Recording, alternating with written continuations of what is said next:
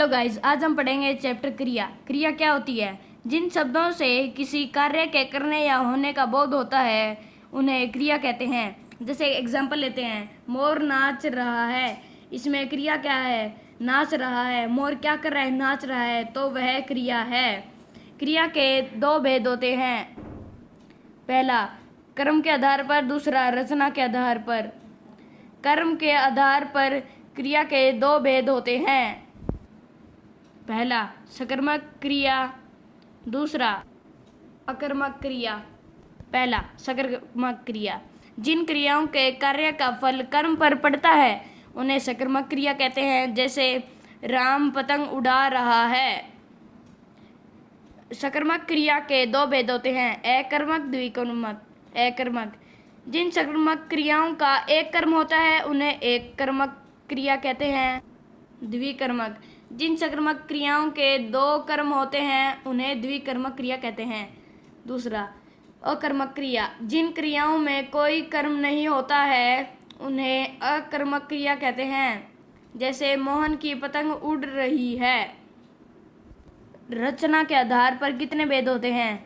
रचना के आधार पर 4 भेद होते हैं।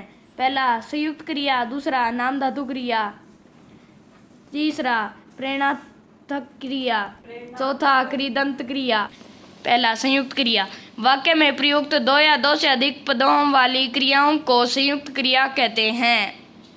नाम धातु क्रिया, जो क्रियाएं संज्ञा, सर्वनाम, विशेषण आदि से बनती है वे नाम धातु क्रिया कहलाती है। नाम धातु क्रिया 4 प्रकार की होती है। पहला संज्ञा से बनने वाली, सर्वनाम से बनने वाली, विशेषण से बनने वाली और करणवाची शब्दों से बनने वाली। ये थे इनके एग्जाम्पल। तीसरी प्रेरणार्थक क्रिया, जिस क्रिया शब्द से यह बोध हो कि कर्ता स्वयं कार्य न करके किसी अन्य को कार्य करने के लिए प्रेरित कर रहा है तो उसे प्रेरणार्थक क्रिया कहते हैं। जैसे अंकिता नौकरानी से चाय बनवाती है। इसमें प्रेरणार्थक क्रिया क्या है? अंकिता नौकरानी से चाय बनवाती है, ये इसका एग्जाम्पल। प्रेरणार्थक क्रिया के कितने भेद होते हैं? प्रेरणार्थक क्रिया के 2 भेद होते हैं, पहला प्रथम प्रेरणार्थक क्रिया, दूसरा द्वितीय प्रेरणार्थक क्रिया। पहला प्रथम प्रेरणार्थक क्रिया, जहाँ कर्ता स्वयं कार्य से संलग्न होता है वहाँ प्रथम प्रेरणार्थक क्रिया होती है। जैसे मैं बच्चों को गणित पढ़ाता हूँ।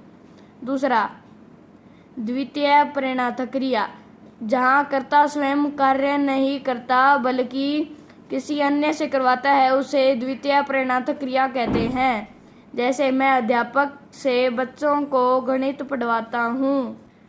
प्रेरणार्थक क्रिया के एग्जाम्पल। चौथा कृदंत क्रिया। क्रिया शब्दों के अंत में प्रत्यय लगाकर बनाई जाने वाली कृदंत क्रिया कहलाती है। कृदंत क्रिया के एग्जाम्पल। आज हमने पढ़ा इस चैप्टर में कि क्रिया क्या होती है, क्रिया के कितने भेद होते हैं, सकर्मक के कितने भेद होते हैं, रचना के आधार पर कितने होते हैं, नाम धातु के कितने होते हैं और प्रेरणार्थक के कितने होते हैं। Thank you.